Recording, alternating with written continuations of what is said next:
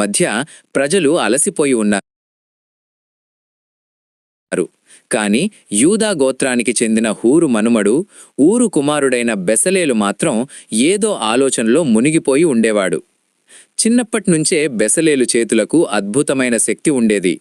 మట్టిని ముట్టుకుంటే బొమ్మగా మారేది, కర్రను పట్టుకుంటే ఆయుధంగా మారేది.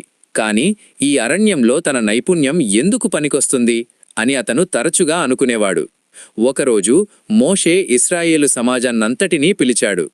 అందరూ నిశ్శబ్దంగా ఉండగా మోషే గంభీరమైన స్వరంతో ఇలా అన్నాడు: వినండి, యెహోవా యూదా గోత్రములో బెసలేలు అను పేరు గలవానిని పిలిచియున్నాడు. బెసలేలు గుండె వేగంగా కొట్టుకుంది. తన పేరును సృష్టికర్త స్వయంగా పలకడం అతనికి నమ్మశక్యంగా లేదు. ఆ క్షణమే ఒక అద్భుతం జరిగింది. దేవుని ఆత్మ అతనిని ఆవరించింది. అప్పటి వరకు అతనికి తెలిసిన పనితనం వేరు, ఇప్పుడు పొందిన జ్ఞానం వేరు.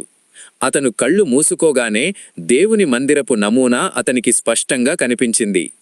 బంగారాన్ని ఎలా కరిగించాలో, వెండిని ఎలా తీగలుగా మార్చాలో, కఠినమైన రత్నాలను ఎలా సున్నితంగా సానబెట్టాలో, నిబంధన మందసమునకు కావలసిన చెక్క పనిని ఎలా చెయ్యాలో అతనికి ఎవరూ నేర్పకపోయినా సమస్త జ్ఞాన విద్యా వివేకములు అతని మెదడులో నిండిపోయాయి. బెసలేలు తన పనిముట్లను చేతిలోకి తీసుకున్నాడు. అతను ఉలితో చెక్కను చెక్కుతున్నప్పుడు, సుత్తితో బంగారాన్ని కొడుతున్నప్పుడు అది కేవలం కష్టపడి చేసే పనిలా లేదు. అతని చేతులు దేవుని స్వరానికి అనుగుణంగా కదులుతున్నాయి. అతను చేసే ప్రతి పని, చెక్కే ప్రతి శిల్పం ఒక ప్రార్థనలా మారింది.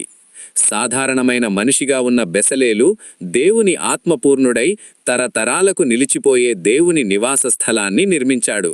తన నైపుణ్యం తనది కాదని, అది దేవుడిచ్చిన వరమని అతను ప్రపంచానికి చాటి చెప్పాడు. దేవుడు మనలను పిలిచినప్పుడు ఆ పనిని నెరవేర్చుటకు కావలసిన జ్ఞానాన్ని, సామర్థ్యాన్ని ఆయనే ఇస్తారని మీరు నమ్మితే ఆమేనని టైప్